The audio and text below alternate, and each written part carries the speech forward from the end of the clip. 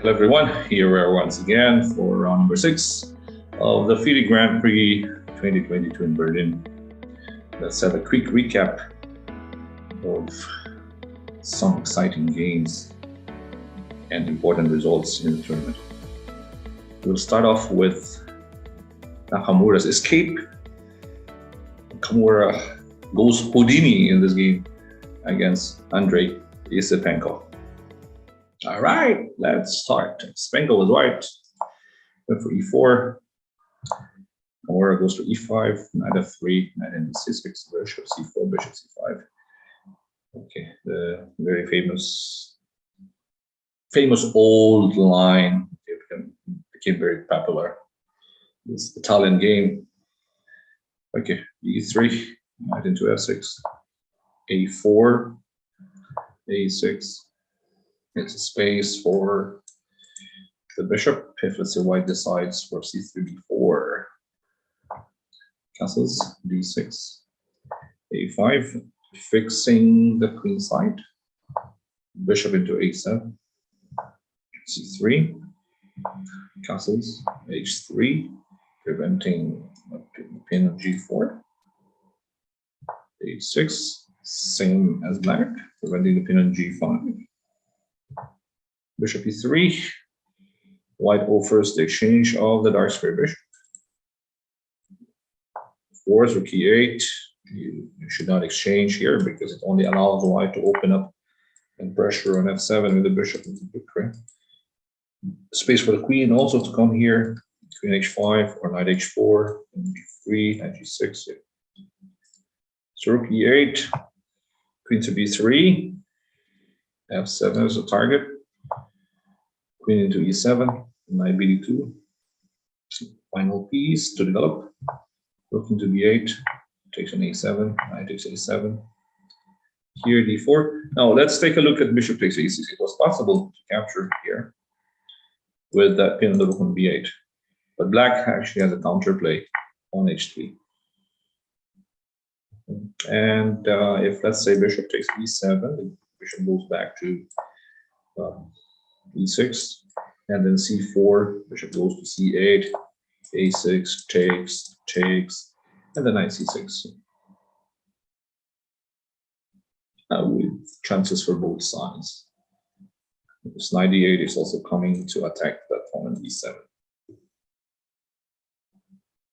So here Isipenko went for d4, knight into c6, rook fe1. The invitation is also fine here. We can look at here. d5 was an invitation here by Nakamura. If he goes back here, takes on a6, there's a bit of a difference because this e6 square is not anymore available for the knight, right? Because earlier there was knight c6 to knight d8. Now let's take a look at bishop takes h3, bishop takes d7, for example. There's no bishop e6 as well. If you go back, so for example, c8, a6, you don't have, okay, takes on b7, takes on b7, the knight has no square to go back to c6, right? Compared to the earlier one. And if, let's say, you play a c6 here, into b6, you take on b7, queen takes a7, the bishop is a big problem. If you move back to a8, takes the queen, takes the queen, takes c6. This is an outside pass, 1-2 steps away from promotion. Let's say bishop takes c6, for example, b4. Rook fb1, c4, b5. Oops. Yeah. So the d5 was probably winning for white. All right. Isipenko might have thought that it was the same. Okay, bishop 75, too late. Because now there's no more pin on the rook. The rook is protecting the other rook.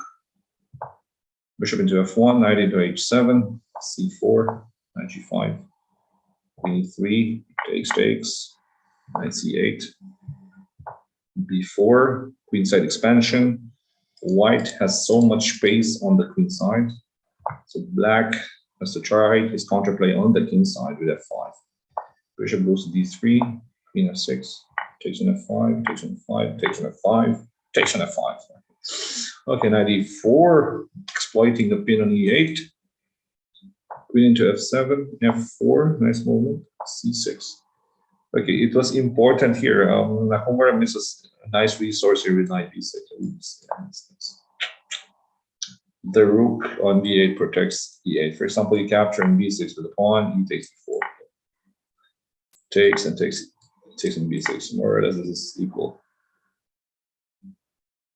If you go for queen takes b6 here, there's also queen takes f4, protects d6, attacks c4. Right? With c6, now white is winning actually. F takes e5, c takes e5, e6.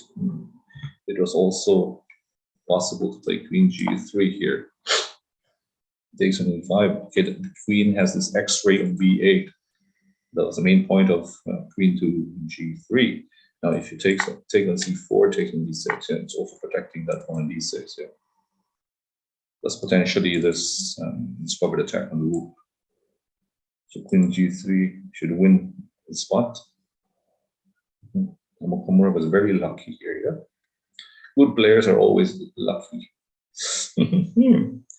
Okay, d takes e5, for example, rook takes e5. Takes on e5, again, a potential discovered attack. If you go knight to e7, there's rook e1. Oh my god, too much. If you take here, of course, rook takes e7, removing the defender, with this b8 is coming. If you move your rook to d8, for example, just c5. Potential breakthrough also on c6, b5 in the endgame. And there's a pin. And if the knight moves, there's also knight f5, the knight takes h6. Queen g6 should win on the spot here. Again, takes on e5, rook takes e5, queen takes e5. What can you do with this rook? And this one. If you go rook a8, for example, rook f1, oops. What is this doing? And if you go queen to f6, queen takes d5 check. King goes to h8, for example, again rook f4. This is just sad for black.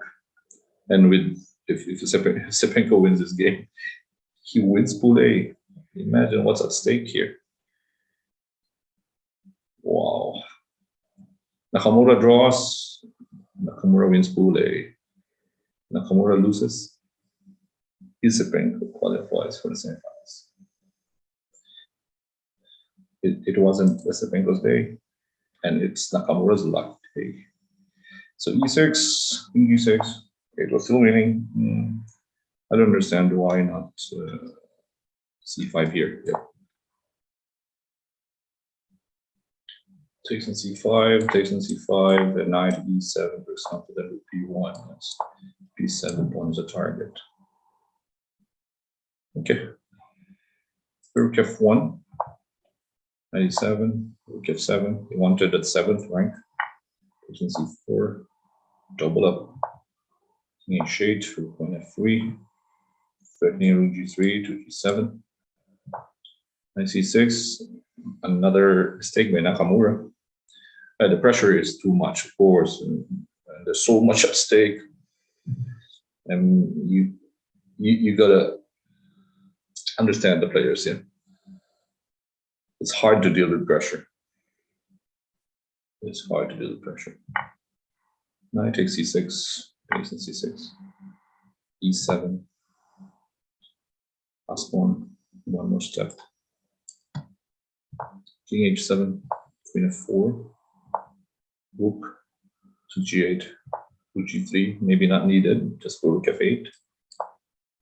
If you go rook e8, king takes c4, king g8, g5, queen c5, still protecting. Okay, rook g3, queen to e6, rook e3, queen to g6. Rook into f8. It was also possible to just take on c4, right?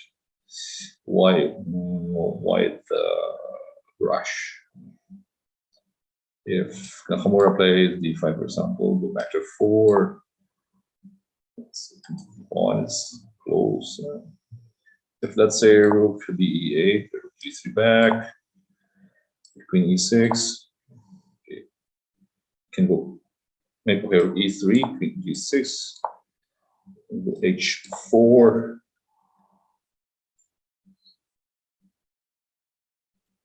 What can we do? Okay, fate. Okay, takes. Queen takes for check. Queen f7. Queen takes a6. And here we have a study-like win for white with queen e6. It's hard to find, yeah. Okay, the main point is that after takes, it takes, king goes to f7, for example, rook takes e6, king takes e7, rook takes on c6, the rook goes to b8. We will have the Tarrasch rule. Here, white's probably missed rook to g6, yeah. Because now, if you go king to f7, there's rook to b6. Because earlier, after rook b8, you kind of go rook to b6 because the king is closer, right? Rook takes b6, takes on b6, and then king b6. It's inside the rule of the square. While you switch that rook to g6, it's attacking g7. Okay, if black captures the pawn on b4, then you have an extra pawn here. King, for example, goes to f6 or anywhere, rook a7, right? 2 pawns up for white. And of course, it's a winning endgame. This was easier to play, you know, compared to the queen, which is trickier. What happened? It took an a6, takes an e7, takes an e7, takes e7. Problem with queen endgame is that queen has this perpetual checks looming here. It's the most powerful piece. It can go anywhere, diagonals, ranks, files, compared to the rook, which is limited to rank and file. Yeah, so the choice, yeah, in endgames, sometimes it's good to have queen endgame, sometimes rook, depending on certain positions. In this position, it was better to exchange with the rook, exchange with queen, and have a rook endgame. Nakamura was able to save this one. Nakamura being a tricky player. Takes in c6, queen e1, queen e4, queen e5, king h8, and now queen f4, queen 4. Okay, the rest is just okay. There's additional moves, but nothing will change the evaluation. It's the draw. Okay, let's just go through the game. d5. Okay, this goes faster. 4, 3, and 4 queens. Okay, let's start from here. With 4 queens on the board. It's a 4 queens draw game. Nakamura escapes.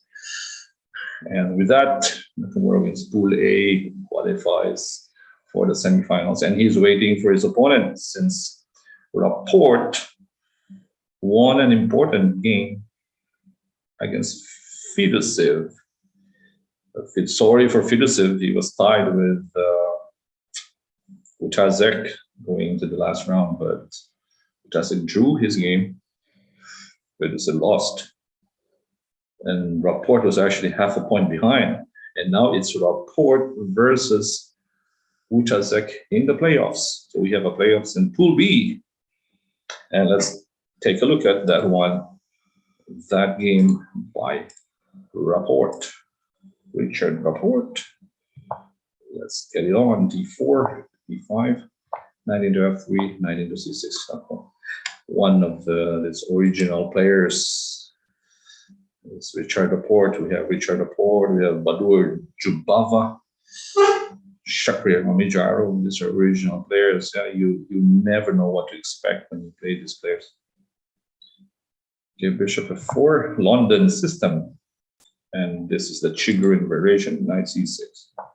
Bishop g4, knight b2, e6, e3. Okay, I have a similar game. I was white against Babul Alif, yeah, in the Dubai Open 4 years back or 5 years back. I won here as white. Bishop d6 was similar. Okay, bishop takes d6 was played here by FIDE in that game against my game against Babu. I went for h3. H3 against Babu. He played bishop to h5 and I went for c3. Okay, he took on f4, took on f4. As it, and he played queen to d6 here. I played g3. He played knight g, e7, bishop e2, played f6. Okay, that was the game I played with Babu. Okay, here for e3, to d6 takes on d6, double pawn, but white, black has the control of the important central square. c4 takes, knight f6, h3, into b3, to b8, protecting b7, bishop b5, castles, more or less this is equal. At a5, only one open file, the c5. Both players can exchange the books on the c5 here. In a3, a6, bishop e3, b5. Queenside expansion for black. Go to c1, into b6, threatening. Go to c8, offering the exchange. Go to c8, c1 takes. Knight e5, go to c1, go to d8. h4, f5, control b4, consolidating that knight on d5, bishop into b1, bishop e2, and here rook e1. White missed an important break in the center here, e4. Probably white was worried. It's not possible to take in d4 attack here because queen takes a5 protects the knight on d2. Yeah. And with e4, if you take an e4, there is knight takes e4. Yeah. Activates your piece. The queen can switch to g3. If let's say this knight jumps to c4, into g3. Yeah. The threat is knight f6, bishop h7, or knight. If queen takes on d4, protecting f6, knight goes g5. Yeah. This attack and this attack, how to stop the rain from falling. That was a miss by FIDE. And by the way, if FIDE wins this game, he wins Pool B. Oh no, Jenny. Oh no, it's Jenny. Imagine how the players are feeling. Okay. When pressure is inside you, it's hard to find good moves, by the way. Rook e1, he reacted to that bishop e2 move. And c4 takes. Knight goes back to f3. Oops, c1 back. Black is slowly developing his pieces, improving position of pawns. Bishop, king. Okay, king into safety with king is safe behind pawns. Bishop into c4. Bishop d5. b4. Okay, rook to d7. And c8. Rook to d8. Black is happy with the draw here, I think. Rook to d7. Rook d8. Queen c2. And probably Rapport thought Oops. I cannot afford a draw. I need to win. Okay, so he went for king g8. 85, knight 85. King c4, king f7. 83, g5. King side expansion. h5. Nice pawns. Nice pawns. King c6, queen a7. Okay, knight is protecting the important c7 square. Knight into c4, king e7. That was the point of king f7 to king e7 for king e7, right? To protect e6. Nice prophylaxis there by Rapport on king g8. Rook to e1. And I think Phillips had missed this queen a8. This was the winning move by black. Takes. It's not any more possible. He was planning to go for e4. It's not without the queens. After take, there's knight c3, right? Double attack. Oops, e2, and the pass pawn. Oops. So he played a4. Backward pawn target. Knight e4. To pin. e5. That's it. The timing of the move. Rook c3. That pawn. Knight coming to town. g3. c2 first. Another target for the knight and the rook. d3, knight e4, knight into d2. It was also possible to play rook d2 here. Yeah. If you move your knight to e5, for example, you can go g4, fix that weakness on f2. If white protects f2, this rook c2, rook b2. Yeah, rook b2 is simpler. Yeah. Simple. So knight e2, rook c1 takes. Rapport is annoyed with the rook, so he exchange. We have an active knight against a passive knight. Here's an h4. Pawn on h4 is a target. Potential outside pass pawn. 4 first. I like this move, yeah, because if the white captures on f4, there's just so many targets. 1, 2, 3, 4. These are isolated pawns. So king g2, king f6, knight e3, takes on e3, takes on e3, takes on b3. Oops, 3 steps away. 1, 2, 3. King f3, I need to check. Knight into e4, centralized knight. Knight g3, king f5, active king, passive king, active knight. Pass pawn, more than enough to win. King g4 takes. Knight e4, centralized knight. Knight c3 protects the pawn, attacks a4, connected pass pawns. Knight g6 takes, e4 takes. Knight c3, a4. Pass pawn must be pushed. Pass pawn must be pushed. And b3. You cannot take the knight, promote on a1. The knight goes here, but what about this pawn? The principle of two weaknesses, this one and this one. You cannot stop both. King g3, h4,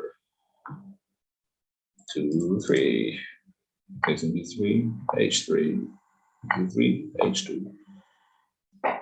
And Rapport wins.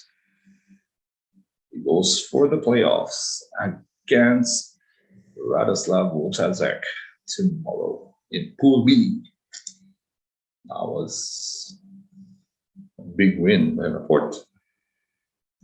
So there will be 2 playoffs tomorrow. The second playoff is between Wesley So and Linear Dominguez in Pool D. And with that, here's our last game to check out. Dominguez against Sharov.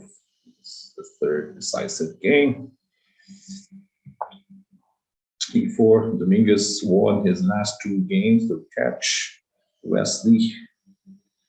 Yeah, with 4 points out of 6. With that, they're playing for the playoffs to have a chance to get the 2 spots. Yeah. Okay, the winner of Pool D will play Levon Aronian in the semifinals. Levon won Pool C. Nakamura is waiting for the winner of Pool B between Utazek and Rapport. Right, let's go back. E5, different C6, Bishop C4, Knight F6, D3. Another Italian game, yeah, very popular these days with the elite, the Italian elite. G6, they like pasta Italiana. G5, wow. Dominguez is very happy with Shirov. Thanks to Shirov. Fire on board. Dominguez wants to have a game like this also, yes, for him to have a chance to get into the playoffs. I'm sure that Shirov was a very, very good opponent in the last round. Bishop G7, Bishop B3, G4,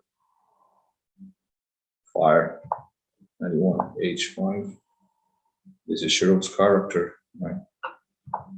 F4, takes. King on E8 is not safe at the moment, but black can play Bishop E6, Queen D7, gossip inside. E5, Rook F1, D4, Queen E2, takes, castles inside.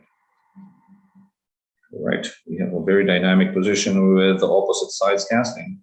Black castles on the queen side, white on the king side. Yeah.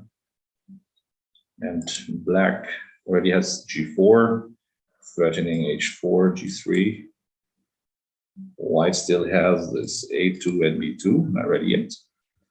Let's see what happens. Knight C2. Not too sure about this take by Shirov. He could play moves like H8 here, maybe, or he could play the Knight C2, maybe just King to B8. Yeah. Okay, Bishop takes B3. Takes in B3. It opens up the hook here. P8, Queen F5, takes F7, backward pawn.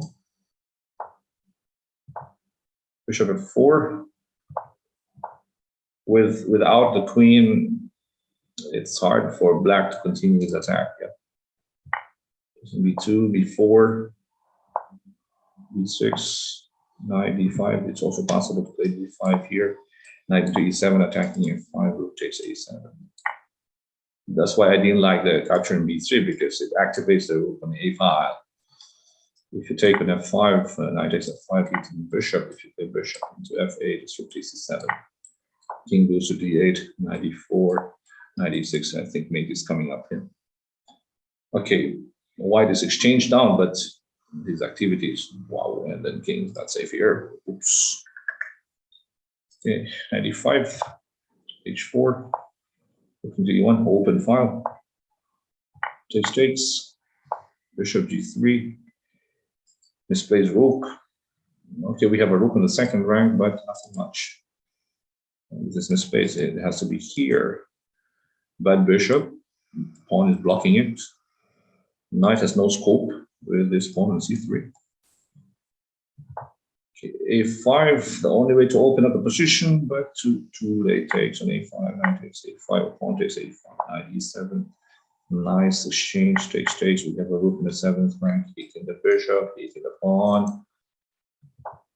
Bishop takes on C7. Rook into E7. Okay, if the king goes back, by the way, the king cannot go to A8 because the rook takes A5 mate. If the king goes back to C8, for example, rook takes A5, threatening mate once again. Okay, it was also nice if he played rook F7, yeah, far away if you play king here. All right, you have mate here. So rook E7, rook takes G3, exchange down, bad king. The g3 here, zero resigned. There's no bishop e3 check. The rook is on e7. White was also already threatening h5 to rook h8 mate. There's nothing black can do to stop that one. There's also rook takes f6 to rook f8. Connected pass pawns. Rook can also take on a5. That's too much. Yeah. Dominguez won a strong game thanks to Shirov also, because Shirov invited him for a fight, and that's what Dominguez needed in the last game to have at least a chance to catch Wesley. Wesley missed his chance against Hare Krishna. So we have a playoff tomorrow between Dominguez and Wesley, Rapport and Utazek in Pool B. So the two players waiting in the semifinals, it's Nakamura after escaping against Isipenko, and Aronian, who won Pool C with a round to spare the other day. All right, that was a recap of round number 6. I will see you tomorrow, guys, for the playoffs. This is Coach Oliver. Be safe, everyone. I'm signing off. Thank you so much. Bye-bye.